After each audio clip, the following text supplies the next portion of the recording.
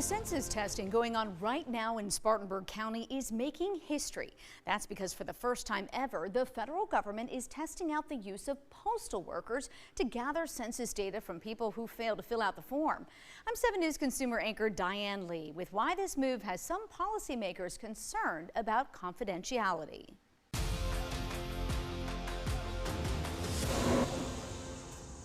For the first time in American history, mail carriers are part of a unique test that could impact the nation. And right now, it's only happening in Spartanburg, South Carolina.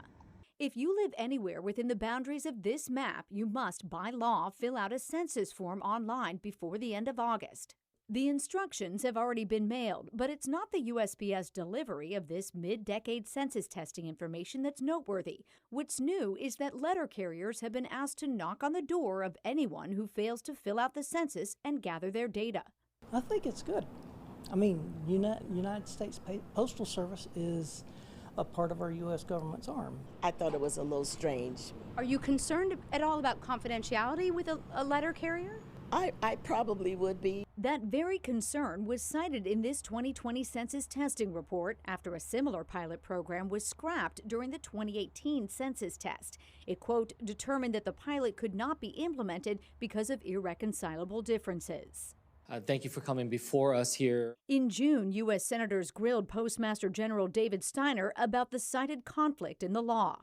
Title 39, which governs postal workers, allows them to share information in certain circumstances with other government agencies, including law enforcement. But Title 13 forbids census workers from sharing anyone's data for any purpose. And I'll be honest with you, it concerns me that U.S. Senator Andy Kim, the ranking member of the subcommittee that oversees the census, raised that concern in June to U.S. Postmaster General David Steiner. We've gone through this several years ago, and as mentioned, they were discontinued based off of irreconcilable conflicts between these two. And I know that our legal department and the Department of Commerce's and the Census Bureau's legal departments looked at those issues, resolved those issues. To be clear, we took the issue to Dominic Beamer, the Assistant Division Chief for Enumeration at the Census Bureau. He leads operational planning and project management for upcoming national census counts.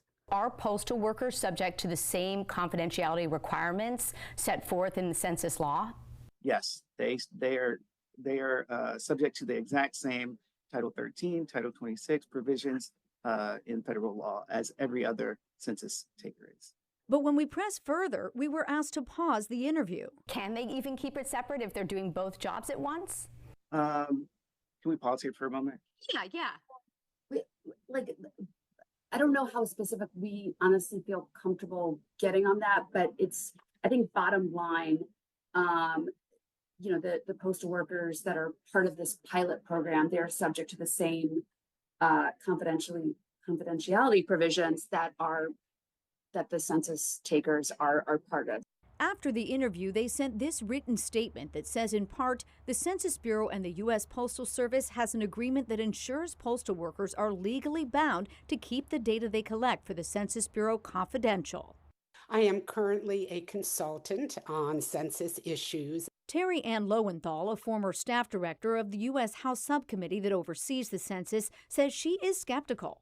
I haven't seen any evidence yet that the Census Bureau or the administration have made it airtight, that having postal workers carry out the census and census interviews, that they would still be subject to these exact same strict confidentiality protections that Census Bureau employees are.